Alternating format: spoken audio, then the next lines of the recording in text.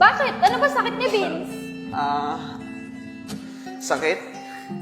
Sabi ng doktor sa amin, sakit niya daw. Ano ba yun? Ano sakit mo? Ay, sabihin nyo cancer. Cancer! Tama, oo. Cancer ang sakit ni Vince. Sabi ng doktor sa amin. Hindi ko na nga alam kung anong gagawin ko para may pagumitan si Vince eh. Kawawa naman si Vince. Bata pa niya para magkaroon ng ganyang sakit. Kaya nga, Juliet eh. Siya nga pala, Nad. May aabot ako sa'yo. Sana makatulong. Juliet, maraming salamat dito sa tulong na binigay mo ha. Huwag ka mag-alala. Tatanamin kong isang malaking utang na loob to. Vince, wait lang! Tinatawag ka natin, Juliet! Patay. Vince! Oh, kala ko ba may sakit ka? Hoy, Vince! Kinakausap kita. Ate Juliet, sorry po. Sinunod ko lang po yung utos si tatay para po makaligom kami ng pera. Awang-awa pa naman ako sa'yo. Manluloko kayo. Lalo na yung tatay mo. Handang manloko ng tao, magkapera lang. Ito tatandaan nyo hindi na kayo makakatanggap ng tulong mula sa akin. Mga manluloko. Sorry po, Ate Juliet. Vince, anak! Mababa ka na dyan. Bilisan mo. Nire-ready ko na yung pang-live natin, oh. Wait lang po, tay. Diyan na po. Tay, sakit lang po Bibili lang po ako sa labas. O sige, basta, bilisan mo lang, ha. Magla-live tayo. Opo, tay. Sige na, bilisan mo. Yan. Ayos. Pera na naman to, sigurado.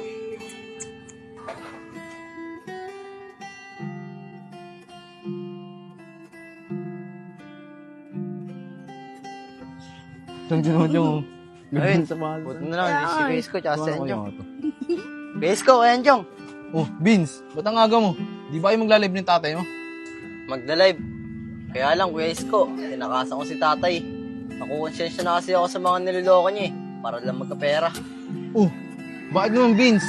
Saan naman yung kikitain nyo na pera? Uy, guys ko! Ay, Vince, joke lang yun Tama yan, tigilan nyo na yan. Baka makarma pa kayo. Kaya nga, Kuya Isko Hindi ko nga alam kung para sasabihin kay tatay na tigilan na yung live at manghingi ng pera sa mga tao. Tagal naman ni Vince. Sabi, bibili lang daw Saan kaya yung batang yun?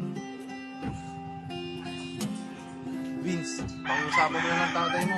Malay mo, pumayag. Oo nga, Vince! Nga ba nandito eh. Hoy, Vince! Ba't hindi ka na umuwi? Di ba sabi ko magla-live tayo? Sorry po, tay. Sorry, bilisan mo! Uwi ka na! Paano? Race ko, kaya Enchong. Tara na! Tagal mo. Sabi mo, bibili ka lang, di ka na nakabalik. Saway ka talaga.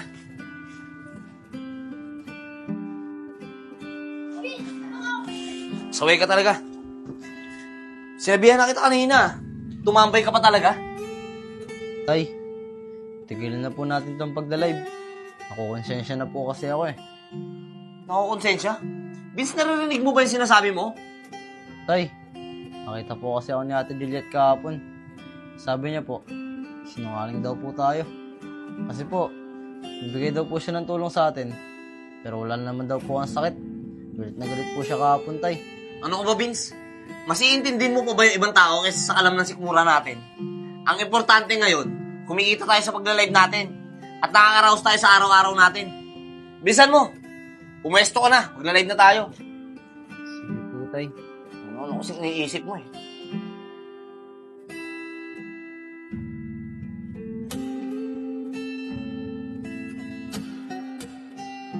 Umayos ka ng higa. Start ko na tong live Maraming salamat po sa lahat ng tumutulong. Sa mga nag-send po ng GCash. Natanggap ko na po yung iba. Dumating na po. Nakalive na naman si Enad. Mga komentan nga. Baka karmahin pa siya sa ginagawa niya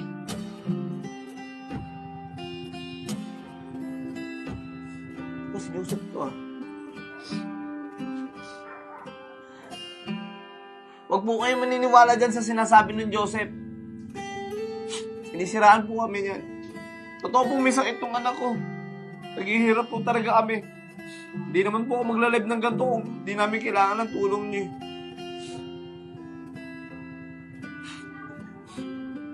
Salamat po sa mga nag-send ng Gcash. Sige na po. End live ko na po muna itong live natin. May nanggugulo po kasi dito sa live ko eh. Sige na po. Maraming salamat po sa lahat ng tumulong. Oh, nag-live na siya. Tumigil na siya ng pagla-live.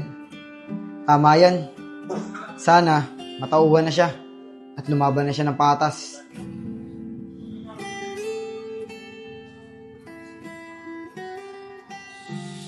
Sabay naman to si Joseph. Nakikialaman yung live ko. Kailangan makausap ko to. Vince, dito ka muna ah. Pupuntahan ko lang si Parang Joseph. Sige po, tay. Saway. Masyadong pakialamero talaga to. Tayo mo ako dyan. Sige po.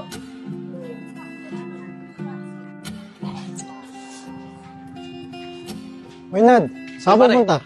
Dito lang kay Parang Joseph, kakausapin ko. Nakakasar. Hinugulo yung live ko eh. Tara, sama mo ka. Sige, tara.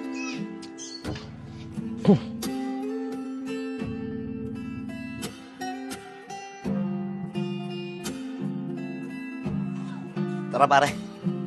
Seth! Joseph, lumabas ka dyan! Si Enad yun ah.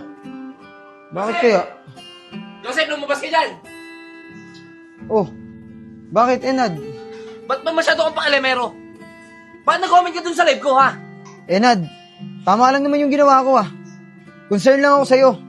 Dahil ayoko lang mapahamak ka at mabalik sa'yo yung mga ginagawa mo. Dahil kaibigan kita. Hoy, Seth, hindi ko kailangan ng pagiging concern mo.